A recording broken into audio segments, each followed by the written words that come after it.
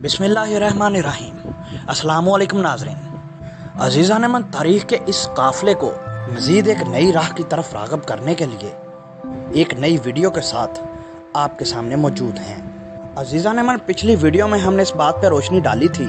कि दुनिया में एक ऐसा भी वक़्त था जब ये ज़मीन सिर्फ़ एक जज़ीरे या एक ही बर-ए-आज़म पर मुश्तमिल थी, और इस वाहिद बर-ए-आज़म को पैंजिया का नाम दिया जाता था, और इस सारे दौरानियों को ट्रायसिक पीरियड का नाम दिया जाता है। फिर इस ट्रायसिक पीरियड के ख़त्म होने के बाद दूसरा जो दौर शुरू हुआ उसे जुरैसिक पीरियड का नाम दिया जाता है। लिहाजा ट्रायसिक पीरियड के दौरान तो छोटे डायनासोर ने जन्म लिया था, लेकिन जुरैसिक पीरियड के साथ ही क्योंकि मौसम की शिद्दत में भी थोड़ी तेज़ी आ गई थी, इसलिए कुछ बड़े डायनासोर ने भी जन्म लेना शुरू कर दिया। लिहाजा इस सूरत में इब्तदाई तौर पे दो तरह के डायनासोर ने जन्म लिया। इनमें से एक तो सी रेप्टाइल थी जिसे कि इथियोसोर का नाम दिया जाता है, जबकि दूसरी नस्ल पैट्रियोसोरस नामी ज़मीनी रेप्टाइल थी, जो कि हैरान कुन तौर पर थी तो एक ज़मीनी रेप्टाइल, लेकिन हवा में उड़ भी सकती थी और शिकार भी कर सकती थी। अज़ीज़ान मन, इस जुरैसिक पीरियड के स्टार्ट में जहां ज़मीन पर मौजूद मौसमों में नमी की मिकदार ने बढ़ना शुरू कर दिया, साथ ही साथ उनमें एक काबिल कदर तब्दीली ये भी आई कि इस दौरान इस तमाम कुराए अर्ज़ पे पाए जाने वाले वाहिद जज़ीरे पैंजिया ने भी टूटना शुरू कर दिया, और इब्तदाई तौर पे इसकी तकसीम सिर्फ दो हिस्सों में हो सकी। यानी ये जज़ीरा नुमा पैंजिया टूट कर दो हिस्सों में बट गया, जिन्हें बिल तरतीब लौरेशिया और गोंडवाना का नाम दिया जाता है। आज की अपनी इस वीडियो में हम इससे आगे पेश आने वाले वाक़यात को बयान करेंगे, लेकिन जनाब मोहतरम, इस वीडियो में मज़ीद आगे बढ़ने से पहले हमारी आपसे एक गुजारिश है कि हमारे इस चैनल को सब्सक्राइब कीजिए, इस वीडियो को लाइक कीजिए, इसे अपने दोस्तों के साथ शेयर भी कीजिए, और कमेंट बॉक्स में अपनी कीमती राय का इजहार करने के साथ साथ इस बेल आइकॉन को भी ज़रूर प्रेस कीजिए, ताकि हमारी तमाम नई अपलोड होने वाली वीडियोस आप तक बर वक्त और आसानी से पहुंच सकें। अज़ीज़ान मन, इसी दौरान डायनासोर्स की एक और नस्ल ने समुद्रों में भी जन्म लिया, और बिल्कुल मगरमच्छों की मानिंद खुश्की पर पाए जाने वाले अपने से कई गुना बड़े डायनासोर्स का शिकार भी किया। यानी बिल्कुल मगरमच्छों की तर्ज पे समुद्रों और पानियों के अंदर रहने के बावजूद ये जानदार खुश्की पे पाए जाने वाले अपने से कई गुना बड़े जानदारों का शिकार भी करते थे। इनकी लंबाई 8 मीटर और वजन तकरीबन 8 टन के करीब था, और आर्कियोलॉजिस्ट्स ने इन्हें सार्कोशियस का नाम दिया है। अज़ीज़ान मन, सबसे पहले दरियाफ्त होने वाले डायनासोर्स को मेगलोसोरस का नाम दिया जाता है, जो कि जिसामत में बहुत बड़े और गोश्तखोर जानवर भी थे, जबकि लंबाई में ये 9 मीटर तक पाए जाते थे, और ये भी अपने से कई गुना बड़े जानवरों का शिकार करते थे। और उसकी वजह ये थी कि इनके पास बहुत तेज दांत, पंजे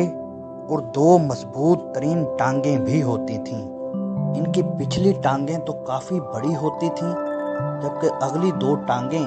बिल्कुल छोटी छोटी हाथों की मानद होती थीं। इस नस्ल का सबसे मशहूर डायनासोर टी-रेक्स नामी डायनासोर है, और ये वो डायनासोर है जिसे हम हॉलीवुड मूवीज़, ख़ास तौर पे जुरैसिक पार्क जैसी मूवीज़ में अक्सर देखते रहते हैं। इन्हीं की तर्ज के दीगर डायनासोर्स की नस्लें भी इस दुनिया पे पाई जाती थीं, जिनमें सेक्लोसोरस, बैरियासोरस और जेंडोसोरस ख़ास काबिल ज़िक्र हैं। और इस तरह की नस्लों के डायनासोर्स अक्सर ही खुले इलाकों और समुद्री इलाकों के पास रहना भी पसंद करते थे, जबकि टी-रेक्स नामी डायनासोर्स के अंदर देखने और सूंघने की सलाहियत तो मौजूद थी, लेकिन सुनने से ये कासिर थे। अज़ीज़ान मन, मेगलोसोरस डायनासोर्स जिनका जिक्र हमने पहले किया है, वो डायनासोर्स हैं जिनकी दरियाफ्त सबसे पहले हुई। اور انہیں برطانیہ کے ولیم بیکلینڈ نے 1819 میں دریافت کیا اور 1824 میں انہیں میگلوسورس کا نام دے دیا گیا۔ جناب محترم، جسامت کے اعتبار سے دنیا میں رہنے والے سب سے بڑے ڈائناسورز سارپورس تھے۔ یہ وہ جاندار تھے جو جسامت میں 115 سے 130 فٹ تک لمبے تھے، جبکہ وزن میں یہ 70 ٹن کے لگ بھگ تک پائے جاتے تھے، اور ان میں اتنی قابلیت موجود تھی کہ یہ چلتے ہوئے زمین کو بھی ہلا سکتے تھے۔ ہاں، البتہ یہ تیز نہیں چل سکتے تھے، بلکہ اپنی بہت بڑی جسامت ہونے کی وجہ سے بہت کم رفتار میں چلنے کے ہی قابل تھے، اور ان کی گردن 46 میٹر تک لمبی ہوتی تھی،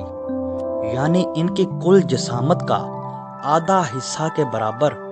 ان کی گردن ہی ہوتی تھی، اور یہ کہ یہ صرف جڑی بوٹیاں ہی کھایا کرتے تھے، جبکہ سمندر کی تہوں میں رہنے والی اس وقت کی بلو ویل یا دیگر الفاظ میں سب سے بڑی مچھلی جسامت میں ان سے بھی کافی بڑی تھی، جبکہ ان سب کے برعکس سب سے چھوٹی نسل کے ڈائناسورز صرف 16 انچ ہی لمبے تھے، یعنی کہہ لیں کہ یہ ایک مرغی کے سائز کے برابر ہی بڑے تھے۔ لیکن اتنے چھوٹے سائز کے ہونے کے باوجود یہ گوشت خور بھی تھے، جبکہ ان کا خود کا وزن صرف 3 کلو گرام تک ہی ہوتا تھا، اور ان چھوٹی نسل کے دریافت ہونے والے فوسلز کو مائکرو ریپٹر کا نام دیا گیا ہے، جو کہ حال ہی میں چائنا میں دریافت ہوئے ہیں۔ عزیزان من، آپ کو ایک دلچسپ بات یہ بھی بتاتے چلیں کہ ڈائناسورز کے فوسلز دنیا کے مختلف ممالک میں دریافت کیے جا چکے ہیں، اور ان ممالک میں امریکہ، چائنا، آسٹریلیا، ارجنٹائن، برطانیہ اور انڈیا سمیت پاکستان کا نام بھی قابل ذکر ہے، کیونکہ برِ صغیر پاک و ہند میں بھی ان بڑے جانداروں کے فوسلز دریافت ہو چکے ہیں۔ لہٰذا یہ کہنا بے جانا ہوگا کہ دنیا کے تمام حصوں میں ان بڑی مخلوقات نے ایک لمبے عرصے تک راج کیا ہے۔ عزیزان من، جہاں تک ان تمام ڈائناسورز کی رنگت کا سوال ہے، تو پھر اس کا جواب شاید آج تک کسی کے پاس نہیں، اور اس کی وجہ جو سائنسدان بیان کرتے ہیں وہ یہ ہے کہ اس کا تعین ایک مخصوص کیمیائی مادے کے ذریعے ہی ممکن ہوتا ہے، لیکن یہ وہ مادہ ہے جو فوسلز بننے کے دوران اپنا وجود کھو بیٹھتا ہے۔ لہٰذا انہی وجوہات کی بنا پر ابھی تک ان کا تعین کرنا بھی ممکن نہ ہو سکا۔ البتہ اس کا ایک جواب یہ بھی ہو سکتا ہے کہ ہم آج کل پائے جانے والے جانداروں کے رنگوں کو دیکھتے ہوئے ان کی رنگت کا بھی تعین کر لیں، اور اگر ایسا کیا جائے تو پھر اس کے مطابق وہ ڈائناسورز جن کا شکار کیا جاتا ہوگا وہ تو ماحول کے مطابق ہی اپنی رنگت بدل لیتے ہوں گے، اور پھر وہ جو شکار کرنے والے ہوں گے ان کی رنگت یقیناً زیادہ چمکدار ہی ہوگی۔ لیکن عزیزان من، ابھی تک ڈائناسورز کی اصل رنگت کا پتہ چلانا ناممکنات میں سے ہی ایک ہے، جبکہ کچھ سائنسدانوں کے مطابق ان کی رنگت سبز تھی۔ البتہ ان کے پاس بھی کوئی ٹھوس وجہ تو موجود نہیں ہے، لہٰذا اسی لیے ہم اس کے متعلق کوئی حتمی رائے قائم نہیں کر سکتے۔ جناب محترم، آج کی ویڈیو کا یہیں پہ اختتام کرتے ہیں، جبکہ آنے والی ویڈیو میں ہم اس بات کا ذکر کریں گے کہ آخر اتنی بڑی تعداد میں پائے جانے کے باوجود ان جانداروں کے ساتھ ایسا کیا معاملہ پیش آیا کہ ان کی نسلیں اب اس دنیا میں نظر نہیں آتی، یا اگر ان میں سے کسی جاندار کی نسل باقی ہے تو وہ کس صورت یا فارم میں باقی ہے۔ لیکن عزیزان من، تب تک کے لیے ہمیں اجازت دینے کے ساتھ ساتھ ہماری اس گزارش کو بھی قبول کیجئے، ہماری تمام اپلوڈ ہونے والی ویڈیوز کو لائک کرنے کے ساتھ ساتھ اپنے دوستوں کے ساتھ شیئر بھی کیجئے اور کومنٹ باکس میں اپنی قیمتی رائے کا اظہار کرنے کے ساتھ ساتھ بیل آئیکن کو لازمی پریس کیجئے تاکہ ہماری تمام نئی اپلوڈ ہونے والی ویڈیوز آپ تک بر وقت اور آسانی سے پہنچ سکیں۔ اگلی ویڈیو تک کے لیے السلام علیکم، اللہ حافظ۔